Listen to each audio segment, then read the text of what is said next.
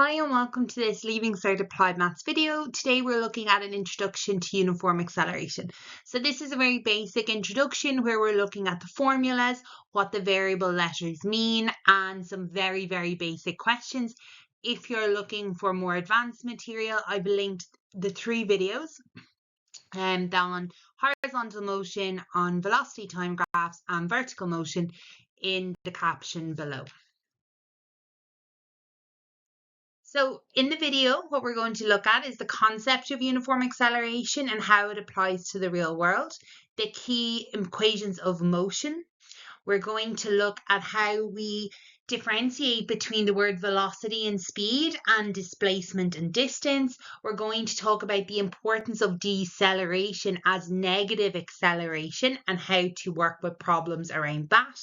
We're also going to have a very brief introduction to the idea of vectors, and we're going to do a step-by-step how to solve problems. And finally, we're going to have a very brief introduction to the idea of modeling using the idea of uniform acceleration.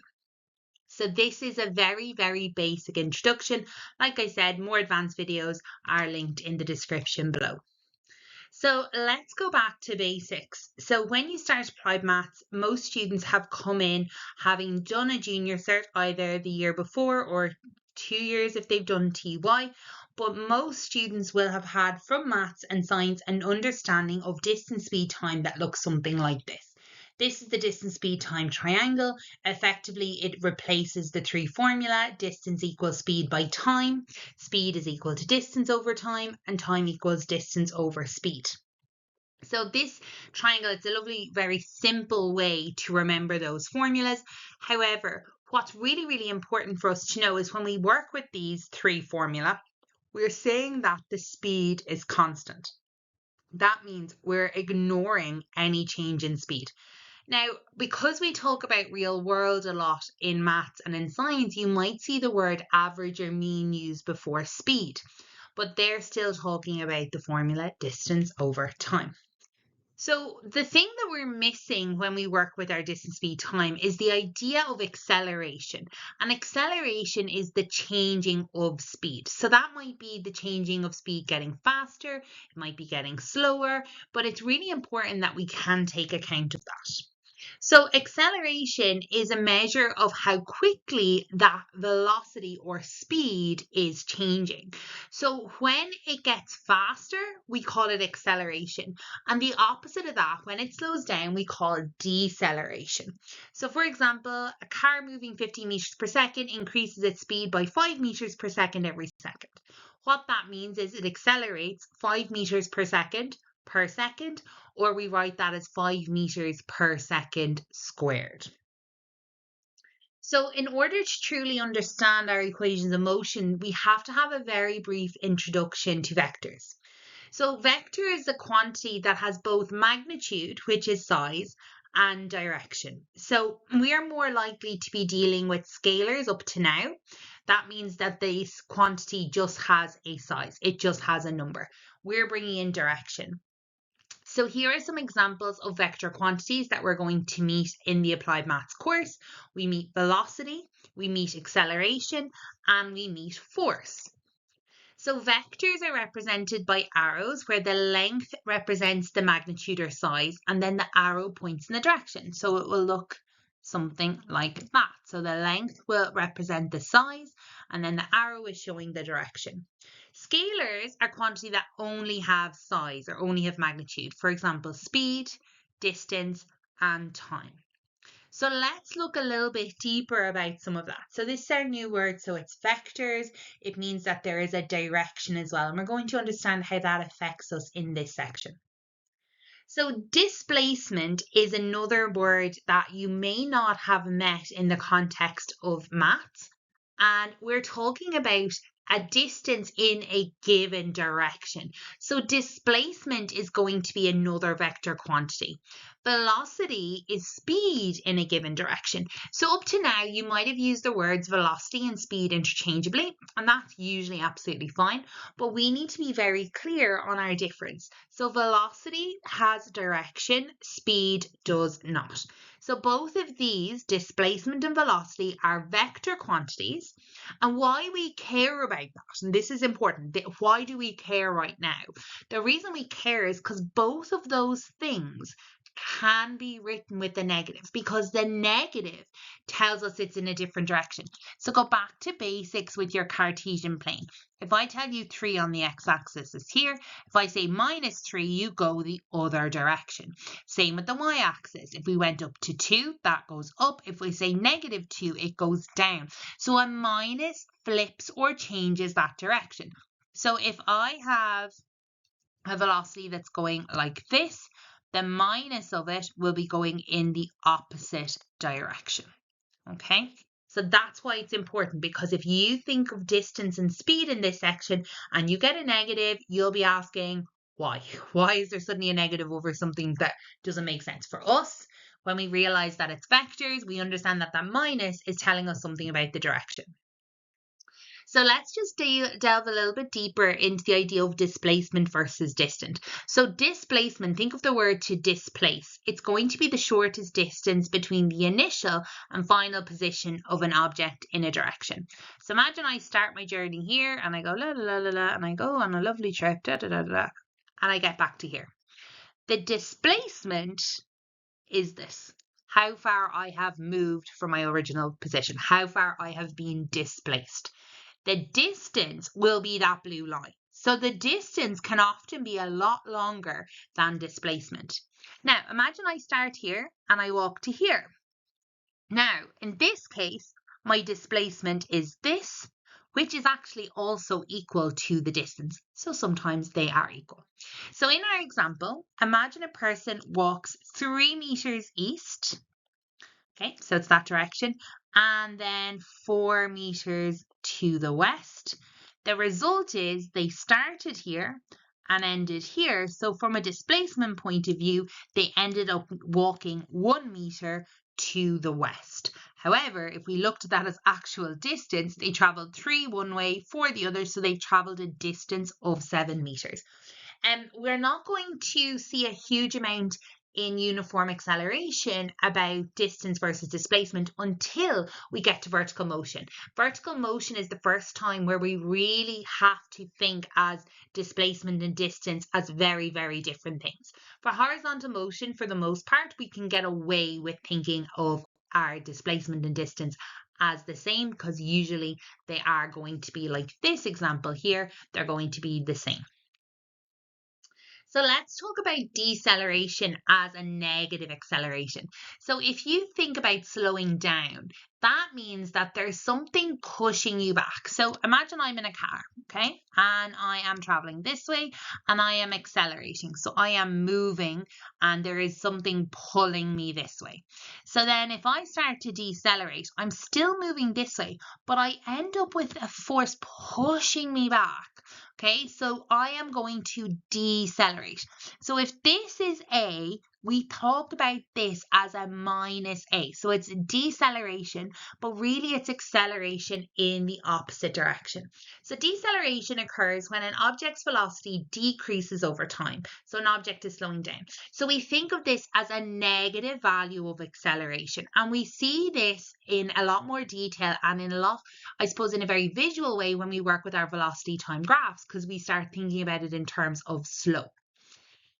So acceleration is a vector quantity, so it has both magnitude, size, and direction. So it again is one that we can have with a negative, and it's one we see a lot with a negative because throughout most of our questions we will be seeing bodies decelerating, so we have to put down our acceleration as a negative.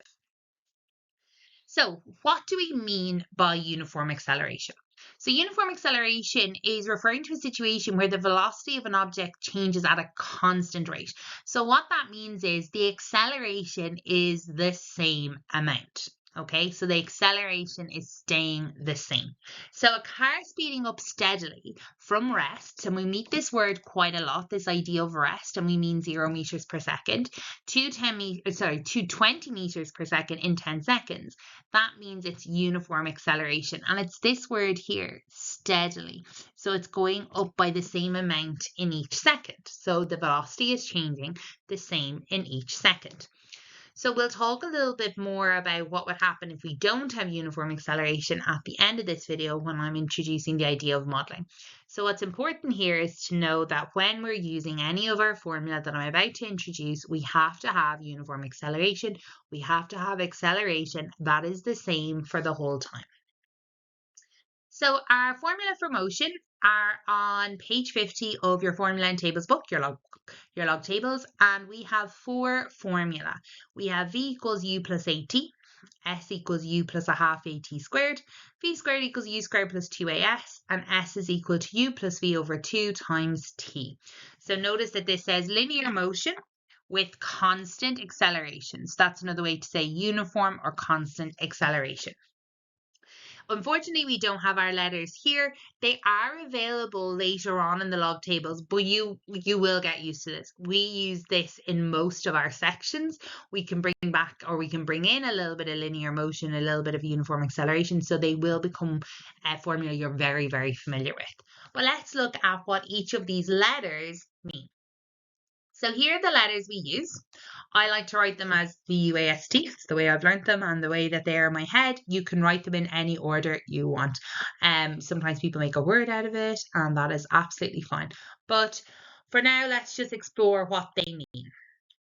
So what do they stand for? So V stands for velocity. Makes sense. Remember, velocity is just another word for speed, but we're taking into account the direction. So then we have the letter U. Now, U is also a velocity. So because we have acceleration, it means that the velocity is changing. So we need to account for 2 different velocities. We're going to look at the velocity at the start of a period and an end of a period. So what we end up with is 2 velocities, and V becomes our final velocity and U becomes our initial velocity. So V is the velocity at the end, U is the velocity at the start. And that makes sense because in alphabetical order, U comes first. T, U, V. So U comes first, that's my initial velocity, then V is my final velocity. So the next letter, our A, is going to be acceleration. That's straightforward. S now is a tricky one. So when we worked at Junior Cert, we had a capital letter S for speed. Now we've already dealt with velocity, so we know it's not that. So our lowercase s represents displacement. Now that is a new one, and you have to be very clear about that S. Again, it will come with time, but you need to make a very conscious effort at the start. And T is a straightforward one. That is going to be time. So here they are. So we have V, the final velocity. So that's measured in meters per second. And there's 2 different ways you can write that. You can write that with your slash, or you can do it with your power of -1. And we have U, the initial velocity. That's the same unit. Acceleration, which is meters per second, which is meters per second squared.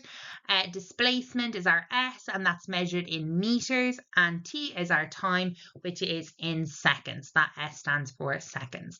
So we do a little bit more on our units. We have a whole section called dimensional analysis. So we need to be very clear about our units.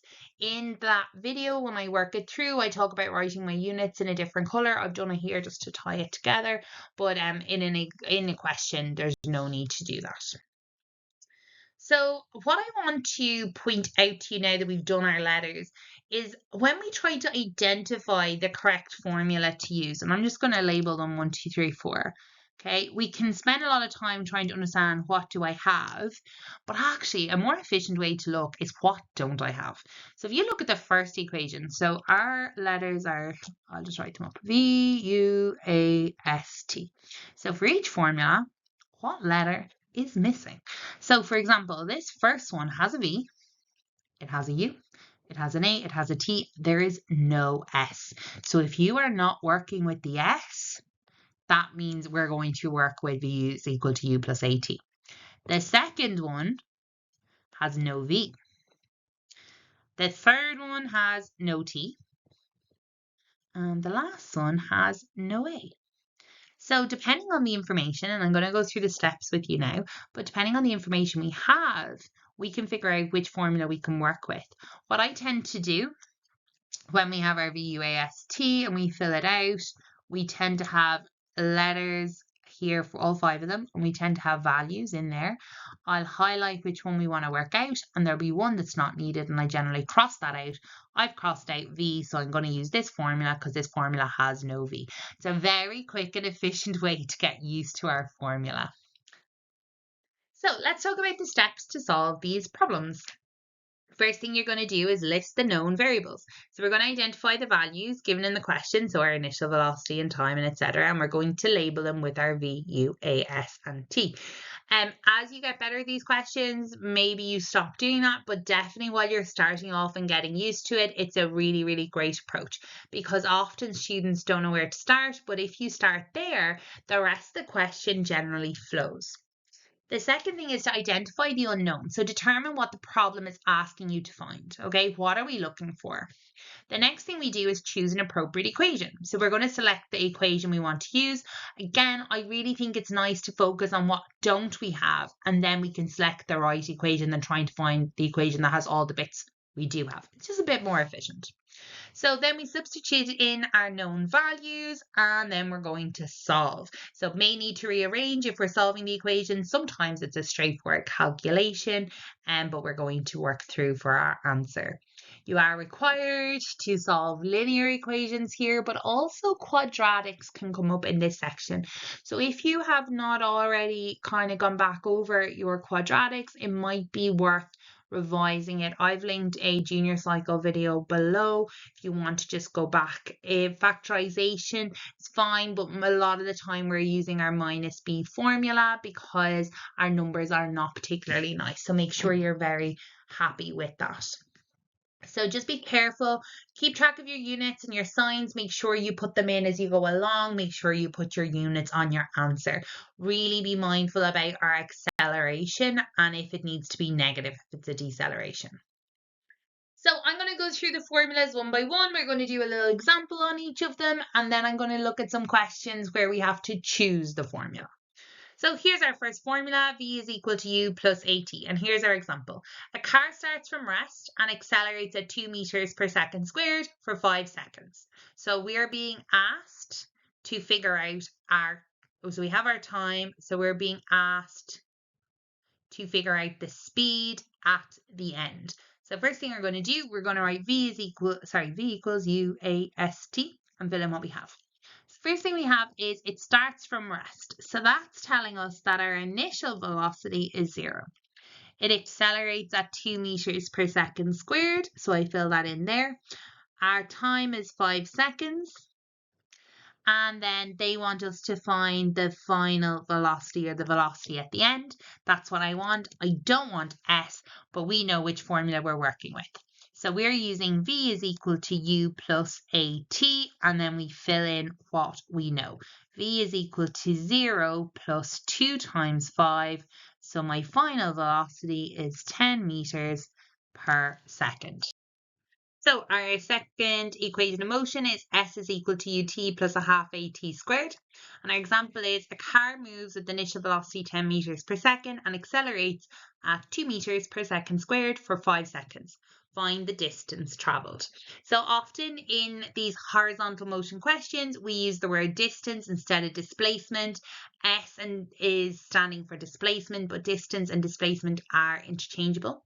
When we get to vertical motion, that will change. So just to be aware, we'll still think of S as our displacement, but this is just in this case equal to the distance.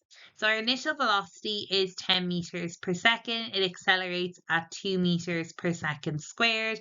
It works for 5 seconds, and we want this to find our S, our distance traveled. V is the one we ignore, so that means our formula is S is equal to UT plus a half AT squared. We're going to sub that in. S is equal to 10 times 5 plus a half times 2 times 5 squared. So S is equal to 10 times 5, which is 50, plus a half times 2, which is 1 plus 5 squared is 25. So our final answer is going to be 75 meters. So our third equation in motion is v squared equals u squared plus 2as. So here's our example. A car accelerates at 3 meters per second squared. Initial velocity is 5 meters per second and it travels 40 meters. Find the final velocity. Okay, so we're looking for our final velocity. Our acceleration is 3 meters per second squared. Our initial velocity is 5 meters per second and it travels 40 meters. So time is the one we don't have and don't care about, and that is why we use this formula here. V squared equals u squared plus 2as. Okay, so v squared equals 5 squared plus 2 times 3 times 40. So v squared is equal to 25 plus 240, which gives us 265. Now, because velocity technically could be positive or negative, we have to put the positive and negative in front of the square root. However, because we're talking about a car going in a straight line like this, the velocity is going to be positive because it's traveling in the same direction. If we're dealing with vertical motion, that can become really important. So our final answer here is 16.28 meters per second, and we're going to take the positive one. So our fourth equation of motion is S is equal to U plus V over 2 times T. And an example of using this is a cyclist accelerates from 4 meters per second to 12 meters per second over 6 seconds. Find the distance traveled. So here we don't know the acceleration, so we're going to use the idea of an average speed. So as in the speed at the start, the speed at the end, dividing it by 2. The reason we're allowed to do that is because the acceleration is constant. So let's fill that in. We have U is 4 meters per second, our V is 12 meters per second, and it goes for 6 seconds. And we are trying to find the distance traveled. I don't have or want an A, so that's why I use this formula here. S is equal to U plus V over 2 times T. So S is equal to 4 plus 12 divided by 2 times T, which is 6. So that's going to give us 16 divided by 2, which is 8 times 6, which is 48 meters. So now let's look at an example where I haven't told you which formula we're using, so we need to work through it and figure that out. So a car accelerates from rest to 20 meters per second in 4 seconds. What is its acceleration? So first thing we're going to do our VUAST. So it starts from rest. So that's 0 meters per second as my initial velocity, to 20 meters per second, that is my final velocity. In 4 seconds, that is my time. What is its acceleration? Okay, so S is the one that I don't know and I don't care about. So we can see this one has an S, this one has an S, this one has an S. So by process of elimination, this is the one that does not have an S. So we are using V is equal to U plus AT. So that is going to be 20 equals 0 plus A times 4. So 4A equals 20. Divide both sides by 4 and A equals 5. Remember your units, meters per second squared. So example 2. A cyclist is moving at 5 meters per second and accelerates at 1.5 meters per second squared for 6 seconds. What distance does the cyclist travel? So we'll start up our VUAST. So it's moving at 5 meters per second initially. Then it accelerates with 1.5 meters per second squared for 6 seconds. So my time is 6. And what distance does it travel? So we want S. So here are my formulas. I don't have or want a V. So this formula is out, this formula is out, this formula is out. That means we're using S is equal to UT plus a half AT squared. That gives us S equals, change back to my blue, S equals 5 times 6 plus a half, 1.5, 6 squared. For this, you can work it out piece by piece, or you can go straight to your calculator. So we have 30, and then a half times 1.5 times 6 squared, which is 36.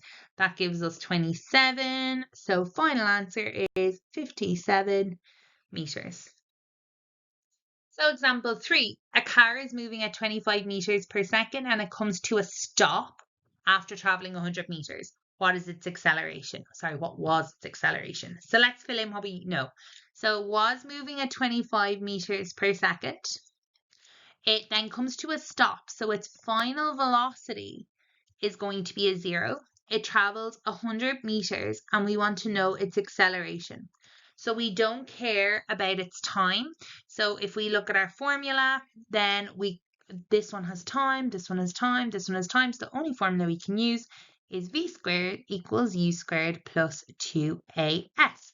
And this is our first time where we're going to have to do a little bit of solving. It's not just going to be calculator work. So that means 2 times a times 100. So that is 0 equals 25 squared.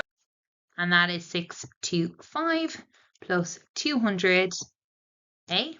Now, I'm going to bring the 200a across the equals. That becomes minus 200a, which is 625. Divide both sides by minus 200. And what we end up with, interestingly, is a negative. But if you look at your question, that should hopefully make sense, because minus 3.125 meters per second squared, because it was slowing down. It was moving at 25 meters per second and then it came to a stop. It was decelerating. So we are getting a negative a, which is absolutely valid to get. It means that we are decelerating. And that is the importance of understanding the idea of vectors here, and to understand in particular the idea of negative acceleration is deceleration.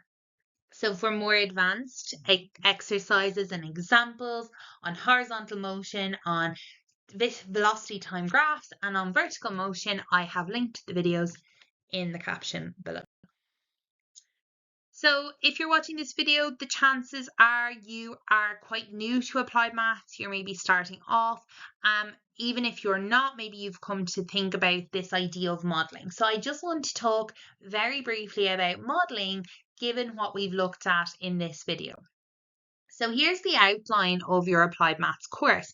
There are 3 main sections. We have the mathematical modelling with networks and graphs, mathematical modelling in the physical world, and mathematical modelling with the changing world. They are all then strung together by the idea of mathematical modelling. So you will hear this word modelling quite a lot. We can see that it is every section. Effectively, this idea here, we have 3 sections, which are networks and graphs. We have the idea of the physical world, which is like the maths of physics, and then modelling a changing world. So they're going to be our differential and difference equations. But the idea of modelling is going to be really, really important. And what I find is a lot of students struggle with what that means. And in 6th year, you're going to have a modelling project that is currently in 2024 worth 20%. That's going to be worth that for the Leaving Certs in 2025.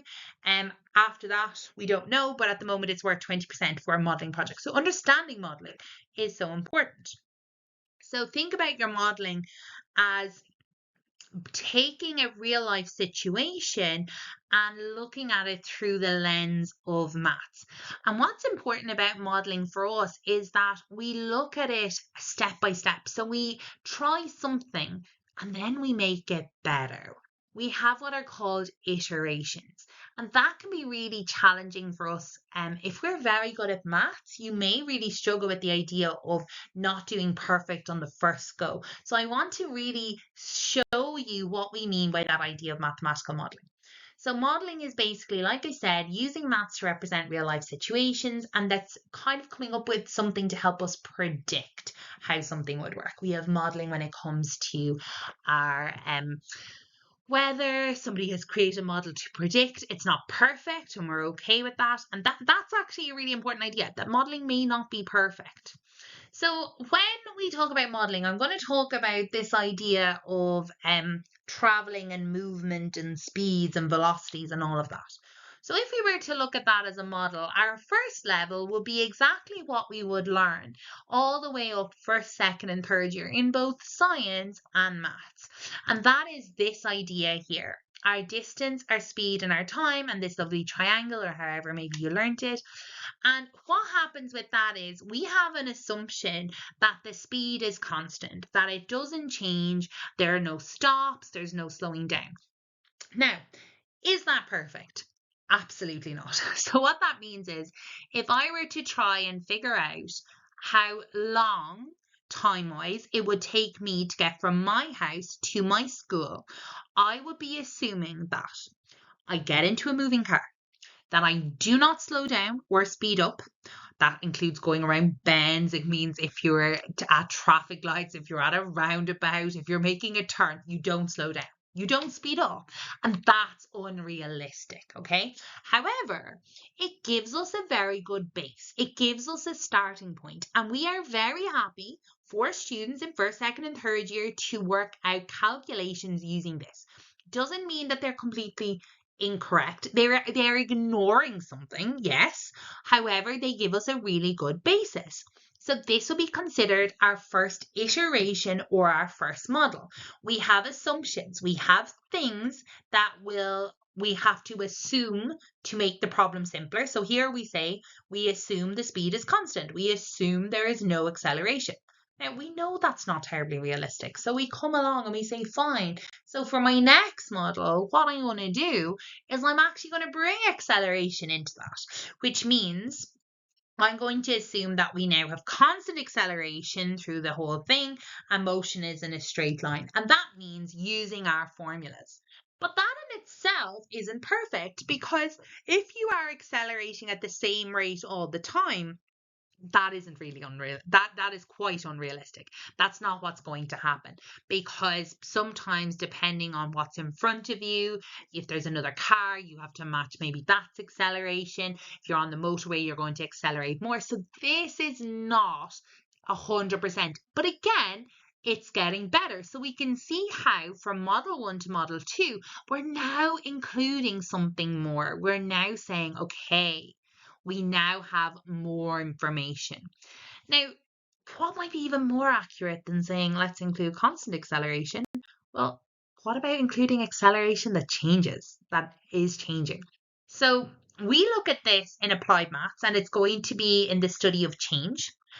We use something called calculus, and we do look at this when we are in maths as well. So if you do higher level maths, you will be looking at all of this idea, the integration and the differentiation. So I suppose this will be kind of where our model would maybe end, where our maths might hit a ceiling, where we say, well, actually, by the last iteration, we now are saying that acceleration can change, we can work with that, and now we have a much more accurate answer than we started with. So the idea of modeling is using the maths that we know to try and figure out something. So in my case, and the example I'm giving you, it is how long it will take me time-wise to get from my house to school. And we're saying, how can I make that more and more accurate each time? And this is what the modeling project will be structured as. You're going to do multiple iterations, and each iteration is going to get more and more accurate, we hope. So you're going to assume less and less. You're going to bring in things that earlier models ignored, and you're going to do your best with it. So hopefully this helps you get an idea about modeling, what we mean by it, the idea of how we can use maths in different ways to represent the same situation. But hopefully for now, as long as you understand that we have our uniform acceleration, we are a step up from where we were at junior cycle, and there is still, if you haven't done calculus yet, there is still a step to come.